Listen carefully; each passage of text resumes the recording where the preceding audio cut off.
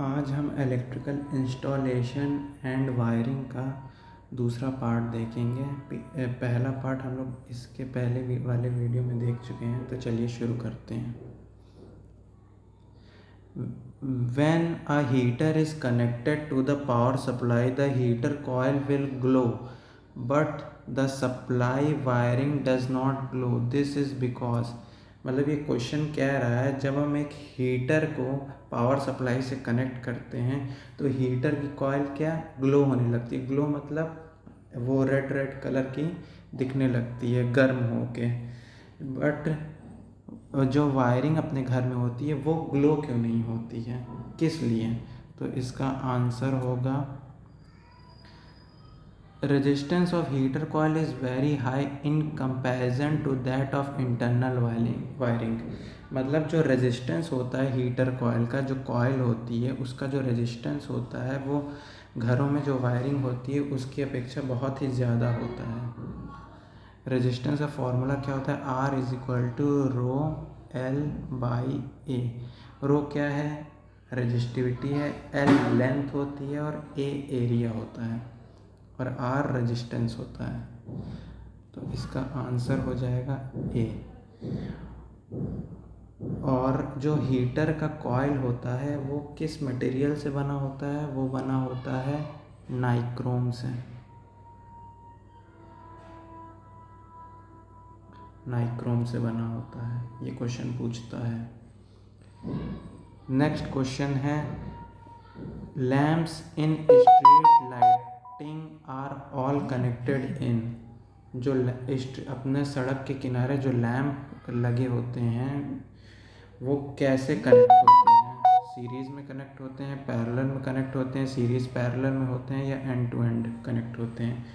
तो जो अपने सड़क के किनारे जो लाइट लगे होते हैं वो पैरेलली कनेक्ट होते हैं और जो अपने घर की वायरिंग होती है वो भी पैरेलली होती है। तो आंसर इसका हो जाएगा बी, पैरेलल। नेक्स्ट क्वेश्चन है energy meter for connection has dash terminal.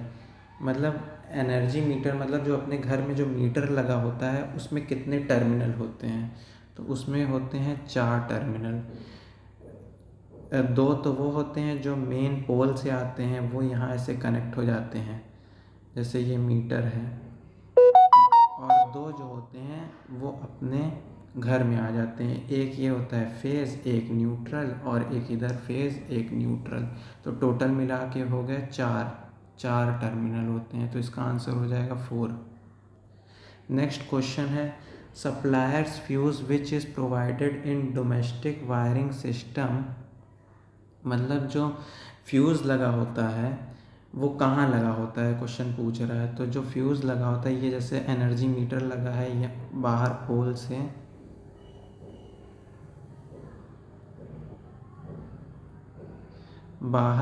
से, ये 2 वायर आते हैं और 2 वायर अपने घर में आ जाते हैं। एक फेज़ होता है, एक न्यूट्रल। तो जो पूछ रहा है कि फ्यूज़ कहाँ लगा होता है, तो फ्यूज़ ऐसे लगा होता है। तो इसका आंसर हो जाएगा आफ्टर द एनर्जी मीटर। मतलब एनर्जी मीटर के बाद लगा होता है फ्यूज़। नेक्स्ट क्वेश्चन है the safety of electrical appliances and wiring is ensured by. तो मतलब इलेक्ट्रिकल अप्लायंसेस की सेफ्टी कैसे की जाती है, मतलब उनको बचाया कैसे जाता है? तो इनको बचाया जाता है अर्थिंग देके, अर्थिंग करके और फ्यूज़ लगाकर सर्किट में, कि मतलब ज़्यादा करंट आ जाए तो फ्यूज़ मेल्ट हो जाए जिससे कि करंट इंटरप्ट हो जाएगी, और इंसुलेशन देके। तो all of the above answer होगा। नेक्स्ट क्वेश्चन है it is fatal to touch a live wire. मतलब कैसे घातक है, किसी भी जिसमें करंट आ रहा है जिस तार में, उसको छूना कैसे घातक है? तो इसका आंसर होगा it will cause flow of current through the human body, मतलब ह्यूमन बॉडी से ही करंट फ्लो हो जाएगा, जिससे किसी भी इंसान की मृत्यु हो सकती है। और कभी पूछे कि कितनी करंट से मृत्यु हो सकती है, तो उसका आंसर होगा 50 मिली एम्पियर से 100 मिली एम्पियर। इसके बीच अगर करंट फ्लो हो जाएगी शरीर में तो इंसान की मृत्यु हो सकती है। नेक्स्ट क्वेश्चन है, an electrical installation is earthed for, मतलब कि जो उपकरण होते हैं, इलेक्ट्रिकल डिवाइसेस होती हैं, उनको अर्थ क्यों किया जाता है? तो इसलिए अर्थ किया जाता है किसी भी आदमी की सुरक्षा के लिए, आग से बचाने के लिए, fire protection, protection against electric shock से बचाने के लिए। तो ऑल ऑफ दीज इसका सही आंसर होगा। अर्थिंग कैसे की जाती है? जो किसी भी डिवाइस या मतलब कोई भी घर में इलेक्ट्रिकल इंस्ट्रूमेंट लगा है, उसकी जो बॉडी होती है उससे एक सॉकेट में 5 होल होते हैं। तो ये जो ऊपर वाला होता है ना, ये होता है अर्थिंग के लिए। तो इसके थ्रू जो मेटल की बॉडी से जो वायर निकलता है वो यहाँ पर जाता है, और ये मेन बाहर घर के ज़मीन के अंदर इस पर अर्थिंग की जाती है, ज़मीन के अंदर, जिसमें कोल या फिर सॉल्ट डालकर प्लेट लगाई जाती है और अर्थिंग वायर निकाला जाता है। तो इसका आंसर हो जाएगा ऑल ऑफ दीज।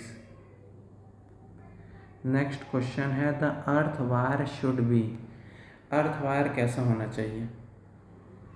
तो अर्थ वायर होना चाहिए mechanically strong but bad conductor of electricity. ये तो बिल्कुल नहीं होना चाहिए, ये तो गलत है, ये तो बिल्कुल गलत है। बैड कंडक्टर ऑफ इलेक्ट्रिसिटी अगर होगा तो जब मान लो कि बिजली फ्लो कर गई, मतलब इंस्ट्रूमेंट डिवाइस के थ्रू बिजली अर्थ वायर से फ्लो कर गई, तो जब बैड कंडक्टर ऑफ इलेक्ट्रिसिटी रहेगा तो कहाँ से फ्लो कर पाएगी? इंसान को ही झटका मार देगा। तो इसका आंसर होगा गुड कंडक्टर ऑफ इलेक्ट्रिसिटी होना चाहिए और मैकेनिकली स्ट्रॉन्ग होना चाहिए। मैकेनिकली स्ट्रॉन्ग नहीं होगा तो टूट जाएगा। तो इसका आंसर होगा बोथ ए और बी। इसमें आंसर जो लेकिन दिया है वो आंसर दिया है डी, दिया है कि मैकेनिकली स्ट्रॉन्ग तो होना चाहिए लेकिन बैड कंडक्टर ऑफ इलेक्ट्रिसिटी होना चाहिए।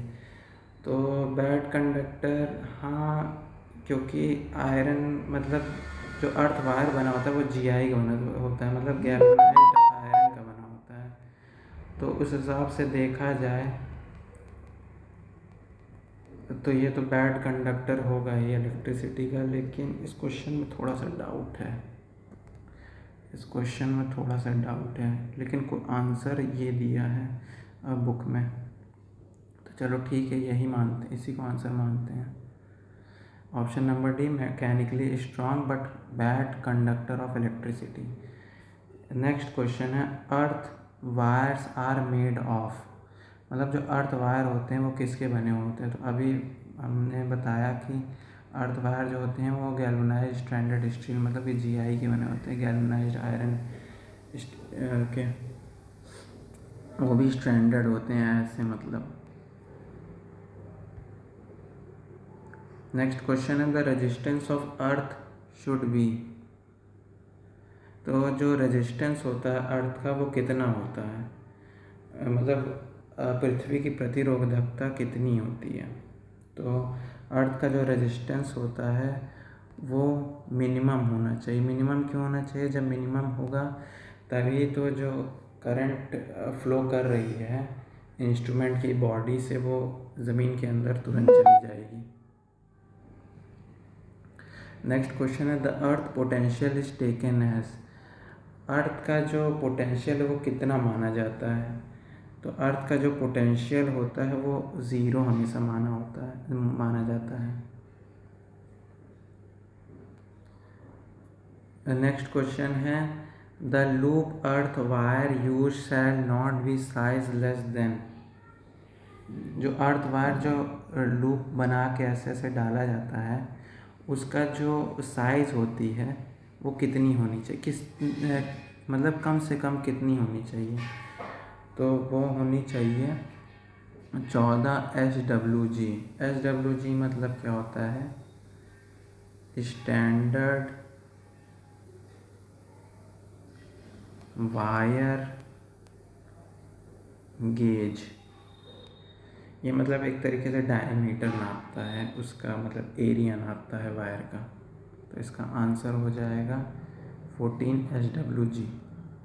नेक्स्ट क्वेश्चन है, which of the following site will be preferred for earthing. Earthing करने के लिए कैसी ज़मीन मतलब प्रिफर्ड की जाती है? तो इसका आंसर होगा wet and marshy ground. Wet मतलब गीला, मैशी मतलब दलदला, दलदली मतलब ज़मीन होनी चाहिए, ग्राउंड ऐसी मतलब ज़मीन सबसे अच्छी मानी जाती है अर्थिंग के लिए। Which of the next question है, which of the following is least preferred for earthing. Earthing के लिए सबसे कम कौन सी ऐसी ज़मीन होती है जिसको प्रेफर्ड किया जाता है सबसे कम? तो इसका आंसर होगा ड्राई अर्थ, मतलब सूखी हुई ज़मीन जहाँ होती है उससे सबसे कम प्रेफर्ड किया जाता है अर्थिंग करने के लिए। नेक्स्ट क्वेश्चन है, resistivity of earth increases sharply when moisture falls below. तो इसका आंसर होगा 20%। और ये इम्पोर्टेंट क्वेश्चन है, पूछा भी गया है कई एग्ज़ाम में। नेक्स्ट क्वेश्चन है, earth electrodes can be in the form of. जो अर्थ इलेक्ट्रोड होते हैं वो मतलब जो ज़मीन के अंदर जो रॉड डाली जाती है, मतलब रॉड प्लेट, वो किस टाइप में होते हैं? तो वो स्ट्रिप और वायर के रूप में भी हो सकते हैं, पाइप के रूप में भी हो सकते हैं, रॉड के रूप में भी हो सकते हैं, प्लेट के रूप में भी हो सकते हैं। तो इसका आंसर होगा any of the above. Next question है,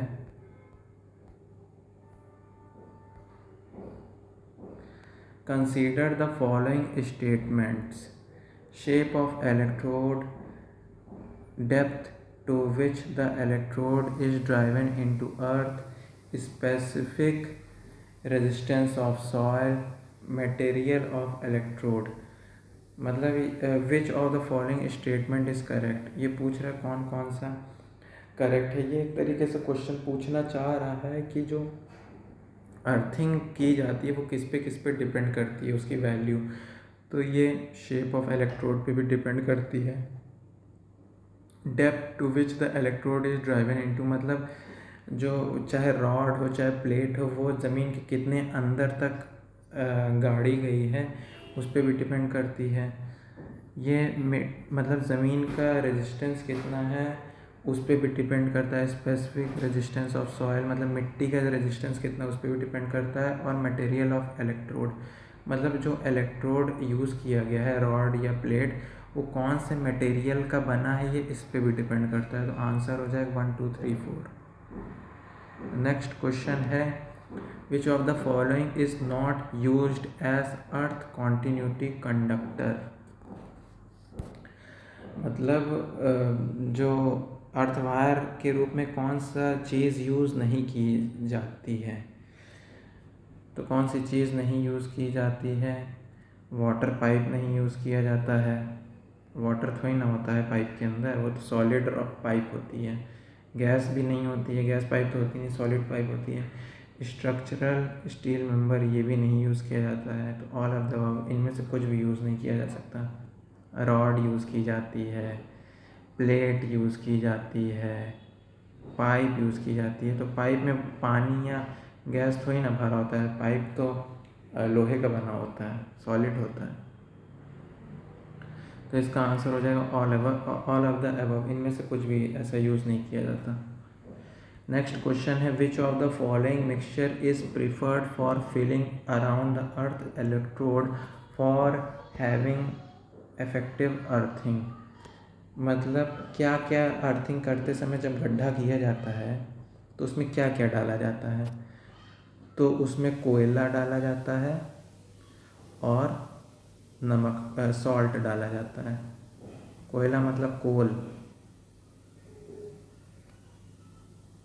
कोल और सॉल्ट का मिक्सचर डाला जाता है। तो आंसर इसका हो गया कोल और सॉल्ट का मिक्सचर एज अ फिलिंग के रूप में उसमें भरा जाता है गड्ढे में जहाँ पे अर्थिंग की जाती है। नेक्स्ट क्वेश्चन है, इनसाइड द अर्थ और pit the earthing electrode should be placed. मतलब जहाँ पे अर्थिंग का गड्ढा किया जाता है उसमें जो इलेक्ट्रोड मतलब ये रॉड वॉड जो डाली जाती है वो कैसे डाली जाती है? क्या हॉरिजॉन्टली क्या ऐसे डाली जाती है, क्या इंक्लाइंड एट 45 डिग्री क्या ऐसे डाली जाती है, कि वर्टिकली क्या ऐसे डाली जाती है, कि कोई भी पोजीशन में? तो ऐसे डाली जाती है, एकदम वर्टिकली, ये वाला ऐसे डाली जाती है। तो इसका आंसर हो जाएगा वर्टिकली। नेक्स्ट क्वेश्चन है, the earthing electrode should be placed within a distance of dash metre from the building whose installation system is being अर्थेड।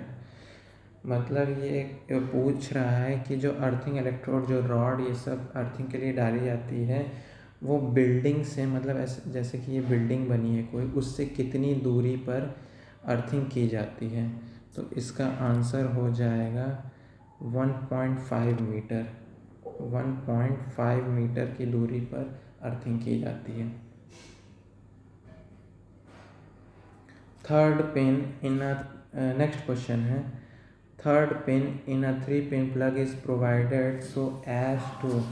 जो मतलब अभी हम लोगों ने बात की थी ये वाले फिगर में कि कोई भी अपने घर में सॉकेट होता है उसमें 5 ऐसे बने होते हैं, किसी किसी में 5 होते हैं, किसी किसी में 3 होते हैं, जैसे कि ये 3।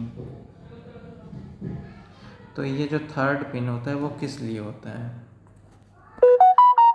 तो वो होता है provide an earth connection, earth connection के लिए दिया जाता है। इसीलिए आप कभी भी देखेंगे कोई भी प्लग में, तो जैसे ये कोई प्लग है तो जो तीसरा वाला होता है वो सबसे ज़्यादा लंबा और मोटा होता है और दो जो होते हैं वो छोटे होते हैं, ताकि जब प्लग लगाया जाए सॉकेट में तो अर्थिंग सबसे पहले उसे मिले, अर्थिंग उसे सबसे पहले मिले, ताकि शॉक जो मतलब किसी भी आदमी को शॉक लगने से बच जाए, कि अगर करंट आ रहा है तो सीधा अर्थ के थ्रू ज़मीन पर चला जाए। तो ये होती है थर्ड पिन, तो उसका यूज़ किया जाता है प्रोवाइड एन अर्थ कनेक्शन के लिए। नेक्स्ट क्वेश्चन है, halogen lamps are useful for the illumination of. तो हैलोजन लैम्प्स कहाँ यूज़ किया जाता है? तो हैलोजन लैम्प जो यूज़ किया जाता है वो एयरपोर्ट में भी यूज़ किया जाता है और पार्क और बड़े बड़े जो मैदान होते हैं वहाँ पे भी यूज़ किया जाता है, और जहाँ पे खेल कूद होता है प्लेइंग फील्ड्स वहाँ पे भी यूज़ किया जाता है। तो इसका ऑप्शन हो जाएगा all of the above. Halogen lamp वैसे होता क्या है, आपने देखा होगा जैसे शादी आदि में पहले क्या पीले रंग की जो छोटी छोटी रॉड जैसी पतली पतली लगी रहती थी उसे हैलोजन लैम्प कहते हैं, जो कि 500 वाट के ऊपर ही रहती है हैलोजन लैम्प की जो रेटिंग होती है। तो चलिए नेक्स्ट क्वेश्चन में देखते हैं, sodium vapour lamps are used for the illumination of. Sodium vapour lamp कौन से होते हैं जो अपने सड़क के किनारे पहले लगते थे, पीले पीले कलर के, येलो येलो कलर के, इसमें ऐसे गोल गोल बल्ब लगा होता था, उसे सोडियम वेपर लैम्प कहते हैं। तो कहाँ यूज़ किया जाता था, मतलब किया जाता है इसमें तो पूछ रहा है। अब तो सब एलईडी यूज़ होती है, पहले यूज़ किया जाता था तो स्ट्रीट और हाईवे में, कहीं कहीं आज भी यूज़ होता है, मतलब हाईवे में या रोड पर गलियों में, और रेल यार्ड मतलब जहाँ पे ट्रेन खड़ी होती है उसको रेल यार्ड कहते हैं, और स्टोरेज यार्ड वहाँ पे भी यूज़ होता है, और पार्क में। तो इन सभी जगह पर सोडियम वेपर लैम्प यूज़ होती है, यूज़ होती थी, या कहीं कहीं अभी भी होती है। नेक्स्ट क्वेश्चन है the fluorescent tube in comparison to tungsten filament lamp has the advantage of. Fluorescent tube क्या होती है? जो सफ़ेद कलर की ट्यूब लाइट होती है उसे फ्लोरेसेंट ट्यूब कहते हैं, जिसमें एक चोक लगा रहता था पहले, एक स्टार्टर, बाद में तो ऑटोमेटिक चोक वाला आ गया था, तो उसे कहते हैं फ्लोरेसेंट ट्यूब। तो इस क्वेश्चन में पूछ रहा है कि फ्लोरेसेंट ट्यूब का क्या क्या एडवांटेज है टंगस्टन फिलामेंट लैम्प, ये जो 100 वाट वाला बल्ब है इसे कहते हैं, उसके ऊपर। तो इसका क्या कौन कौन से एडवांटेज है? तो क्या है, ज़्यादा लाइफ होती है, ये सबसे ज़्यादा मतलब उसका सबसे बड़ा एडवांटेज है फ्लोरेसेंट ट्यूब का, सबसे ज़्यादा लाइफ होती है as compare to tungsten filament lamp.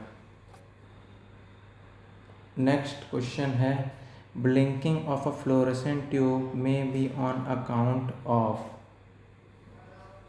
तो जो मतलब कभी कदार ये होता है कि जिसमें ऑटोमेटिक चोक नहीं लग रहा था, आजकल तो सब ऑटोमेटिक चोक लगे होते हैं, जिसमें पहले नहीं लगे रहते तो उसमें स्टार्टर यूज़ किया जाता था। तो कभी कदार वो ट्यूबलाइट मतलब जलती नहीं थी, ब्लिंक करती रहती थी। तो वो क्यों होती थी? तो वो क्यों होती थी?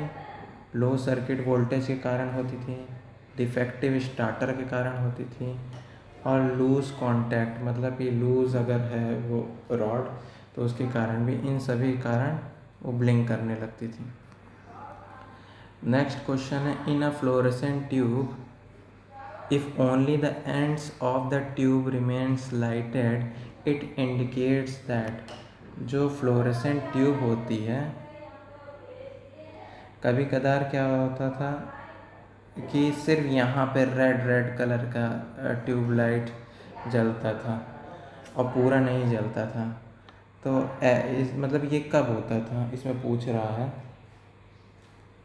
तो ये कब होता था?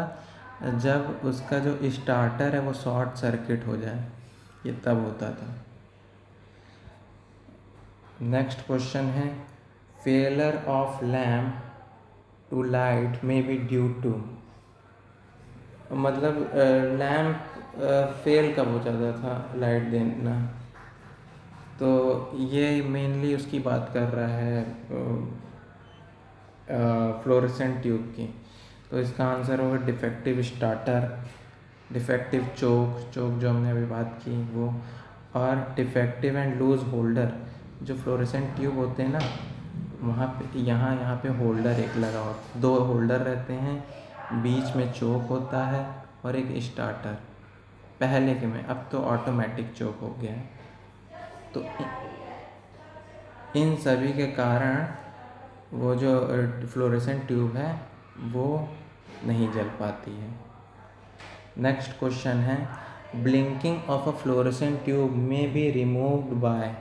जो फ्लोरेसेंट ट्यूब है वो जलबुझ करता रहता है, मतलब ब्लिंकिंग, उसको कैसे दूर किया जा सकता है? तो उसको दूर किया जा सकता है स्टार्टर को चेंज करके, replacement of starter, checking all connection, सभी जो मतलब लगे हैं उपकरण, जैसे कि होल्डर है, चोक है, स्टार्टर, सबको चेक करके उनको इससे भी रिमूव किया जा सकता है उसकी blinking. Change of ballast tapping mainly उसको चोक को कहते हैं, उसको चोक को बदल के भी इसकी ब्लिंकिंग को दूर किया जा सकता है। तो इसका आंसर हो जाएगा any of the above turn by turn. तो आंसर इसका हो जाएगा ऑप्शन डी। नेक्स्ट क्वेश्चन है the lamp that can not sustain much voltage fluctuation is. तो ऐसा कौन सा लैम्प है जो ज़्यादा वोल्टेज फ्लक्चुएशन को नहीं झेल सकता? मतलब वोल्टेज फ्लक्चुएशन मीन्स कभी 200 वोल्ट आ रहा है, कभी 240 वोल्ट आ रहा है, कभी 180 वोल्ट आ रहा है, कभी 220 वोल्ट आ रहा है। तो वो है इनकैंडिसेंट लैम्प। इनकैंडिसेंट लैम्प वही अपने घर में जो पहले यूज़ होता था, 100 वाट वाला बल्ब। ये वाला बल्ब ज़्यादा वोल्टेज फ्लक्चुएशन को नहीं झेल सकता। इसमें जो फिलामेंट जो यूज़ होता है वो होता है टंगस्टन का, क्योंकि इसका टेम्परेचर करीबन 2500 डिग्री सेल्सियस से ज़्यादा, करीबन 3000 डिग्री सेल्सियस होता है। तो टंगस्टन ऐसा मटेरियल है जो इतना टेम्परेचर झेल सकता है। तो इसका आंसर हो जाएगा इनकैंडिसेंट लैम्प। तो इस वीडियो में इतना ही, बाकी नेक्स्ट वीडियो में देखेंगे। Thank you. तो चैनल को सब्सक्राइब करें, वीडियो को लाइक करें।